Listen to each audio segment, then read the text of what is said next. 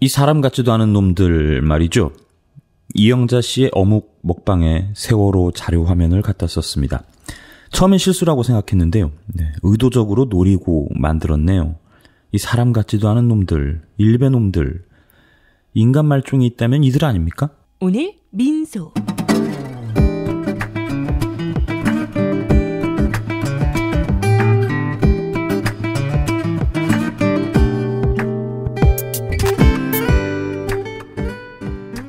주식회사 문화방송 명의의 사과문이 나왔고요. 최승호 사장이 또 사과문을 냈습니다. 직접 유족에 전화해서 사과했다고 하지요.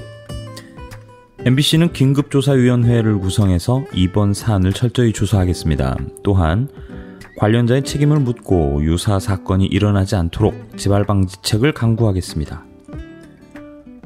만들면서 얼마나 신났을까요? 사람 같지도 않은 놈. 세월호 유족들 단식 농성장 앞에서 피자 시켜 먹고 폭식 투쟁하는 놈들. 존칭도 아깝습니다. 얼마나 낄낄대며 웃었을까요?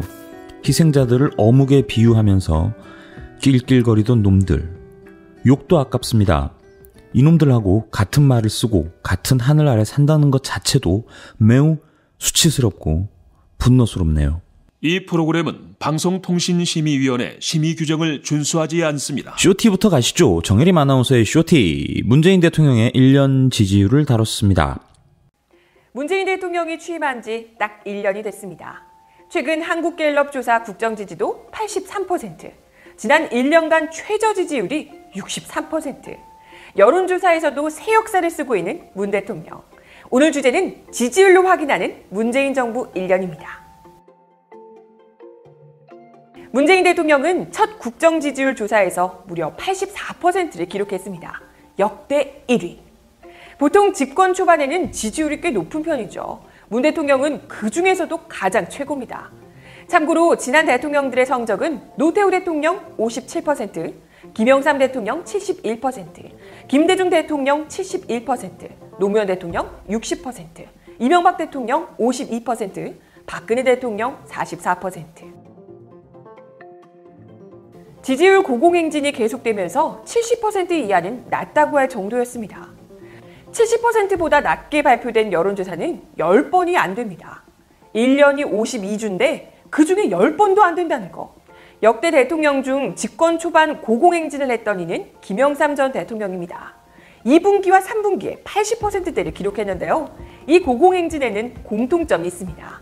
바로 국민의 지지를 받는 개혁 조치를 성공시켰다는 사실. 김영삼 대통령은 5.18 광주항쟁을 비롯한 역사 바로 세우기, 군사정권 적폐 온상이었던 하나회 해체, 금융실명제 도입이 지지율 상승의 요인이었습니다. 문재인 대통령은 더 나아가죠.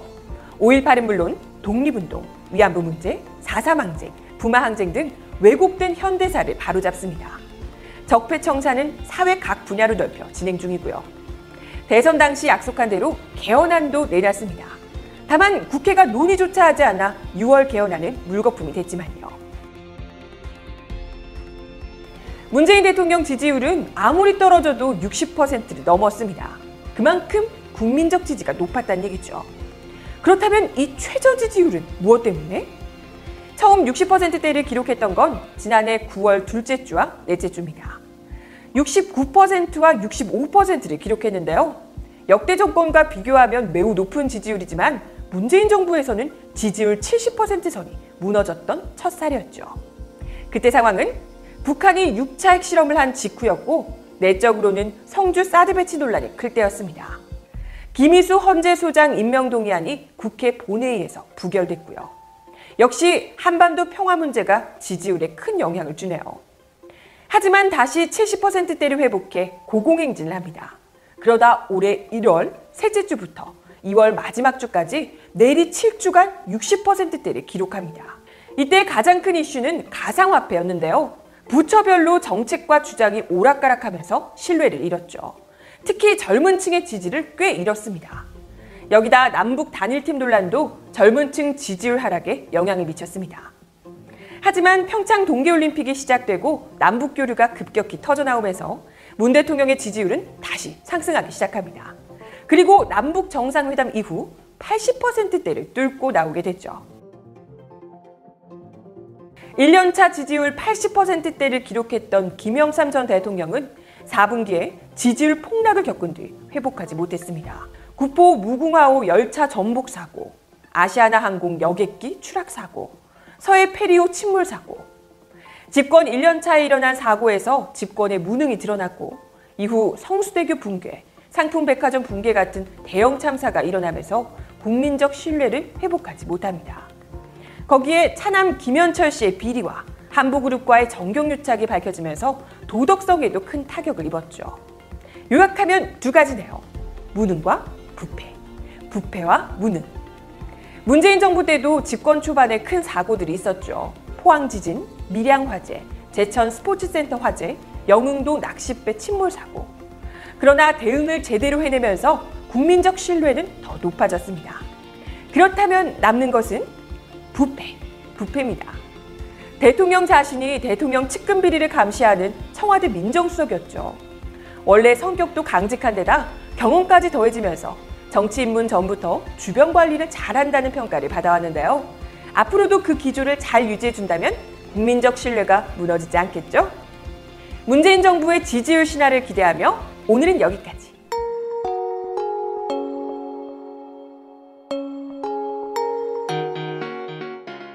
오늘 민소. 어제 TBS와 민소가 조인해서 뭘 이것저것 해본다고 말씀드렸죠. 어제 제가 소개해드렸던 백반토론, TBS에서 아주 핫한 프로그램입니다. 503호와 716호의 토론 한번 들어보세요. 성대모사 참 잘합니다. 부럽습니다. 네.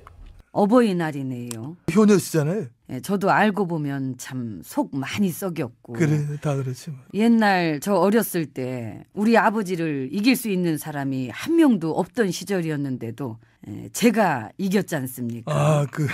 아버지가 그 사람 만나지 말래도 나는 만나고. 이게 이제 그 아니 비록 아니까. 아버지보다 나이는 많았지만. 저기요. 뭐야? 지금 그 얘기 다 하려고? 다 하면 오래 걸렸어. 지금은 뭐네? 나중에. 나무잡이 조합을. MB님은 어떠셨어요? 그 부모님 말씀 잘 들었습니까? 어머님이 강조하셨던 말씀만큼은 항상 막 가슴에 새기면서 그리 살려고 막 노력을 했습니다. 어떤 말씀을? 정직해라.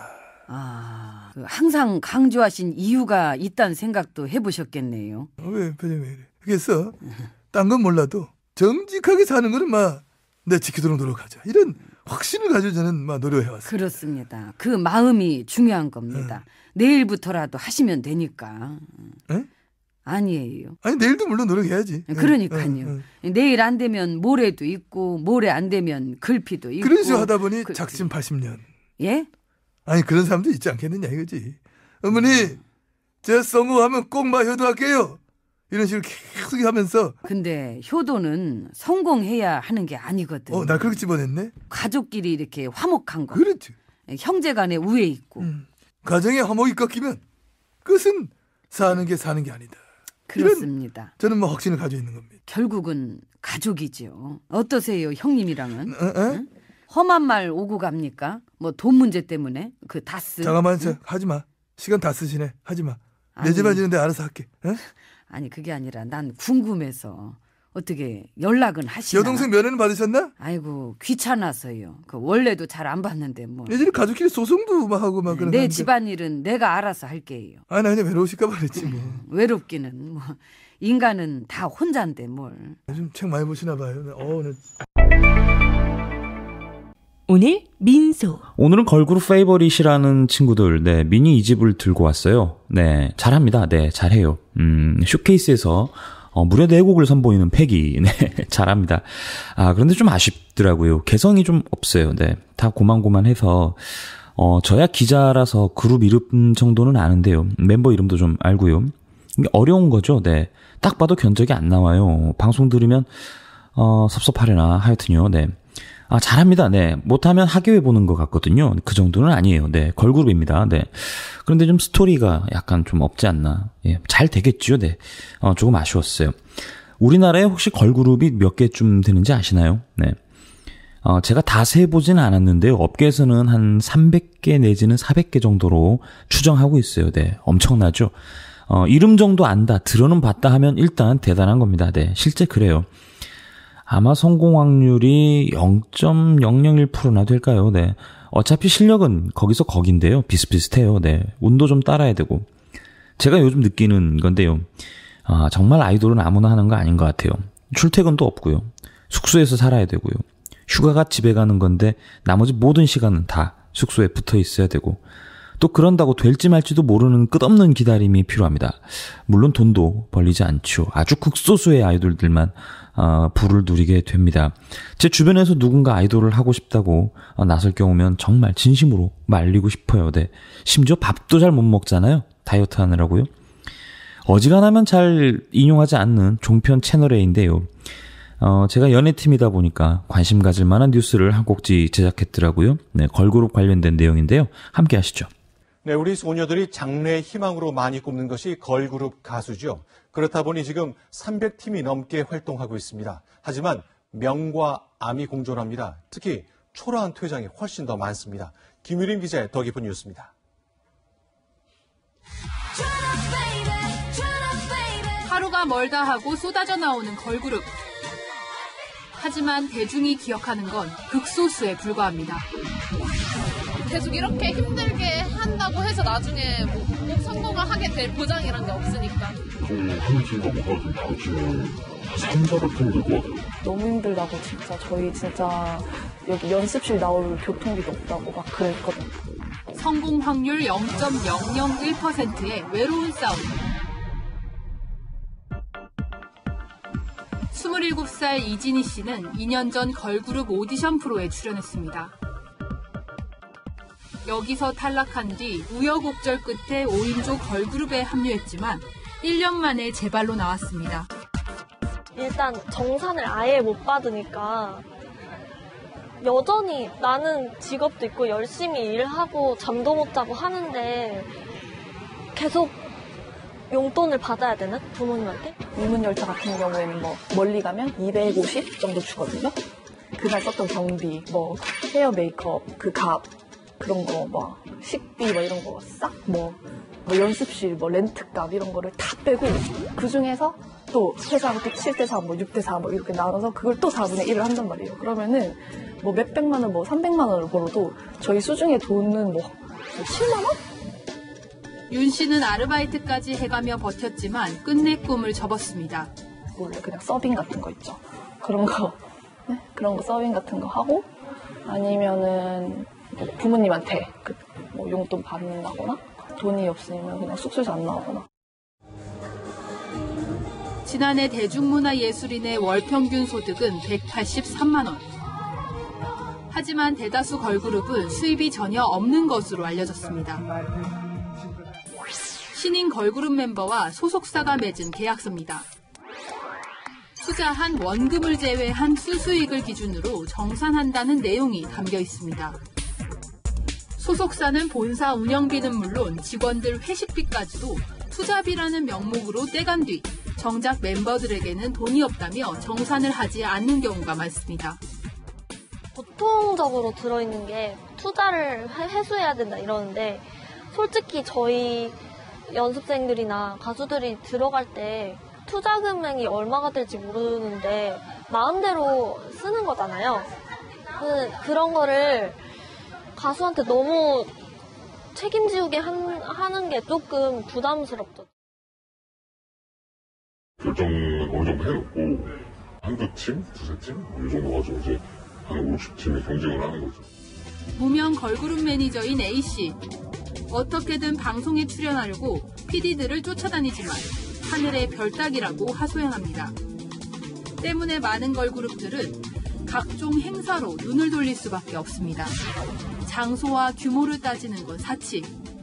고등학교 동창이니까 이제 다들 한 잔씩 이제 걸치시잖아요. 신나니까 흥에 겨우셨나봐요. 그래서 그 소주 병 따기를 눈에 딱 이렇게 하나하나씩 끼우시고 이렇게 춤추시는 걸 봤는데 그런 행사인지 모르고 갔는데 수련회였던 거예요. 방 안에서 그런 적도 있어요. 근데 전 정말 몰랐어요. 그런 행사인지. 치열한 경쟁을 피해 해외 시장으로 나가는 걸그룹도 늘고 있습니다. 하지만 클럽이나 호텔에 선정적 무대에 서는 경우도 적지 않습니다. 중국도 있고 일본도 있고 뭐 아니 뭐 그런 나라의 클럽 같은데 공연을 많이 하더라고요. 분명히 그런 데서 클럽에서 뭔가를 요구하는 건 좀 옷도 좀 약간 노출 있는 옷을 입고 선정적인 걸 원하는 건데. 대표님이 뭐 이렇게 시켜가지고 같이 뭐 관계자들이랑 같이 밥자리 가게 하고 술 먹는 자리 가게 하고 이런. 행사도 해외 진출도 힘든 걸그룹들은 최악의 경우에 직면합니다. 유명 배우 그 여자친구를 이제 걸그룹 어린 여자친구를 이제 구하는 거야. 약간 이런 거예요. 그 얘기가 돌아요. 그러면은 니날 나가래. 약간 이런 식으로 딱 이렇게 돌아요. 그리고 나가는 애들은 약간 스폰식으로 이렇게 되는 거죠. 그 사람과의 관계가. 감독의 집들이 시중에 불려나가기도 합니다. 집들이를 하면 이제 그 자리에 애들이 가는 거예요. 가면은 거기 관계자들이랑 그런 사람들이 다 온단 말이에요. 그런 스폰 하는 사람들이. 막장으로 내몰리는 이유는 결국 생활고. 술집이죠. 뭐 아주 작게는 바부터 해서 저희 룸사롱이나 하는 데까지 맨날 만나 삼각김밥 먹으면서 열심히 하는 친구들도 있어요. 근데 그 친구들이 결국에는 핸드폰 요금 내게 되면 그런 그다음에 생각을 한다는 것 자체가 5살 때부터 꿈꿨는데 5살 때부터 이렇게 연예계로 가고 싶다 이렇게 생각을 하고 지방에서 상경한 18살 수연이 걸그룹이 되겠다는 일념에 고등학교 중퇴까지 결심했습니다. 리스크가 너무 큰 게 아닌가. 싫어하는 일 하면서 돈 많이 벌고 이렇게 사는 것보다 좋아하는 거 하면서 살고 싶거든요. 힘겹게 데뷔에 성공해도 결정된 건 아무것도 없습니다. 막상 데뷔를 하고 나니까 내 목표가 뭘 다시 설정하고 달려나가야 될지도 약간 혼란스럽기도 하고 좀 저는 약간 공허함이나 외로움을 많이 느끼는 것 같아요. 데뷔하고 나서. 지금도 꿈을 향해 달려가는 수많은 소녀들. 그 길은 너무도 험난하기만 합니다. 회장님 자녀가 저는 솔직히 반대요. 저는 무조건 반대. 너무 힘든 시간인 것 같아요. 너무 오래.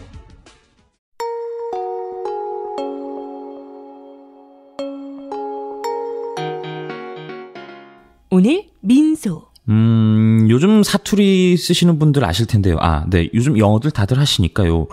사투리 쓰다가 서울말 쓸 때 말이죠. 영어 쓰다가 한국말 할 때 왜 버퍼가 필요하잖아요. 뇌가 살짝, 바뀌는 느낌이랄까요? 네. 이렇게 딱 나오는 게 아니고 약간 좀 이렇게 멈칫 하는 그런 느낌이 있잖아요.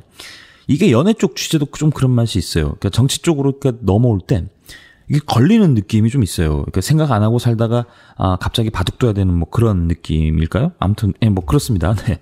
요즘 김정은 위원장 정말 바빠요. 네. 동해번쩍 서해번쩍. 벌써 시진핑을 만났다고요. 네. 미국이 하도 복잡하니 일단 중국부터 간 모양입니다. 이게 미국 주류들이 굉장히 싫어라 하는 줄거리더라고요. 와서 꿇어라 이런 거죠. 어디 눈에 들어오지도 않는 조그만 나라 녀석들이 오라 마라 협상을 하네 마네 이런 얘기냐 이런 거죠. 꿇어라 이런 거예요. 한마디로. 굉장히 오만하죠. 심지어 인공위성도 쏘지 말라고 합니다. 이쯤 되면 개오바죠. 우리나라 외교 채널들이 참 미국으로 분주히 왔다 갔다 합니다. 그런데 쉽지 않아 보이네요. 네. 트럼프 말고는 아무도 이 통일 문제에 관심이 없는 것 같아요. 미국 내에서. 혼자 고립되어 있는 상태. 이게 살다 트럼프를 걱정해야 되나 싶습니다.